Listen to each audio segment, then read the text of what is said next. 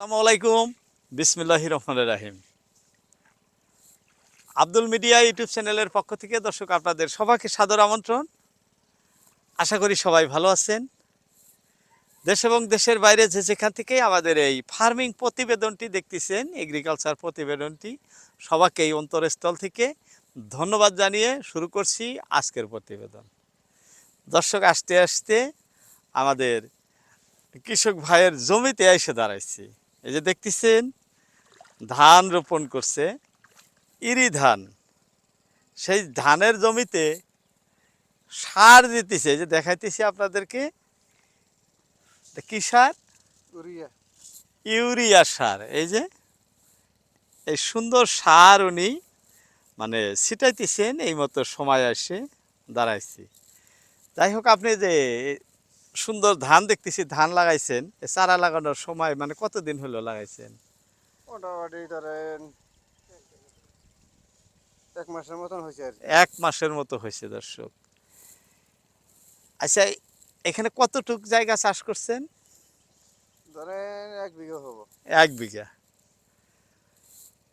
1 বিঘা জমি চাষ করতে বা আপনার এই চারা লাগান পর্যন্ত এই টাইমে কত টাকা মানে খরচা আসছে? বর্তমানে 11,000 টাকা পড়ছে। 11,000 টাকা খরচা হয়েছে। দর্শক, 1 বিঘা মাটি ধান দেখতেছেন, খুব সুন্দর হয়েছে। 11,000 টাকা খরচায় 1 মাস বয়স এইভাবে সার ছিটাইতেছে, যে দেখালাম ছিটাই এরকম। তো এই যে জমি, আপনার জমিটা তো সমান না, ঢালু, হ্যাঁ, ডালু। একটার থেকে আর একটা, এতে পানি খরচা বেশি হয় না? খরচা বেশি হয়। খরচা বেশি হয়, খাটনিও বেশি হয়। খাটনিও খরচাও বেশি, খাটনিও বেশি হয়, সব দিকেই। সব দিকেই জুলুম। যাই হোক, আরো সামনে একটা আনুমানিক, যেহেতু 1 মাস হয়েছে আর 1.5 মাস পরেই তো 90 দিন বা 100 দিনের পরে তো ধান এসেই যায়।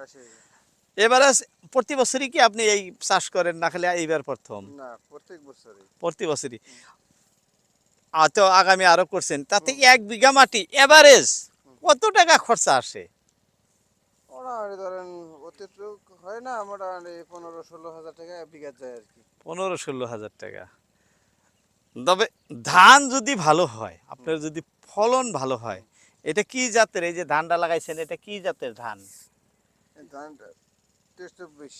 23-24। দর্শক, 23-24 একটি খুব ভালো উন্নত জাতের হাইব্রিড ধান। খুব ভালো ফলন হয় আমাদের ইন্ডিয়াতে, সেই ধানই চারা ভালো লাগাইছে। যাই হোক, এই যে আপনার 14-15 হাজার টাকা খরচা, ধান কত মন আসে 1 বিঘা জমিতে যদি খুব ভালো হয়? মোটামুটি ধরেন 30 মন আসে। 30 মন। 800 টাকা মন হলে তো অনেক। হুম। যাই হোক, তবে যদিও লাভ কম, খরচা হিসাবে লাভ কম, হ্যাঁ, হ্যাঁ, পরিশ্রম তো করাই লাগে। পরিশ্রম করে। হ্যাঁ, এর বাইরেও আরো কি করেন?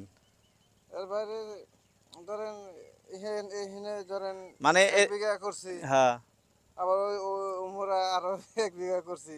তারপরে ওইটা এখন যদি জিজ্ঞাসা করেন তাহলে কইবার পারি। কোন তারপরে কি করেন? মানে এই আবাদের বাইরেও আপনার আরো হ্যাঁ, কোনো আছে। ইনকামের সোর্স আছে নাকি? ওইটা কইছি। আর তারপরে সময়তে মাছও মারি। হ্যাঁ, 8টা-9টা গরু আছে, ওগুলা লালন পালন করি। দর্শক, শুধু যে ধান চাষ করছে তাই না, এনার গরু আছে 8-10টা, তার উপরে মাছ ধরে, মানে যে সময়টা ফ্রি থাকেন, ফ্রি থাকি, ফ্রি সময় মাছ ধরে। যাই হোক, এনার সাথে আমি একটি মাছ ধরা প্রতিবেদনও তৈরি করছিলাম অনেক দিন আগে। তো খুব ভালো লাগলো আপনার কথাবার্তা শুনে। আপনার ফসল ভালো হোক এই কামনা করি। হ্যাঁ, আজকের মতো দর্শক এতটুকু বলে ইতি টানছি। আবারও অন্য কোনো কৃষক ভাইয়ের সঙ্গে সাক্ষাৎকার হব এই আশা রেখে ইতি টানছি। আসসালামু আলাইকুম।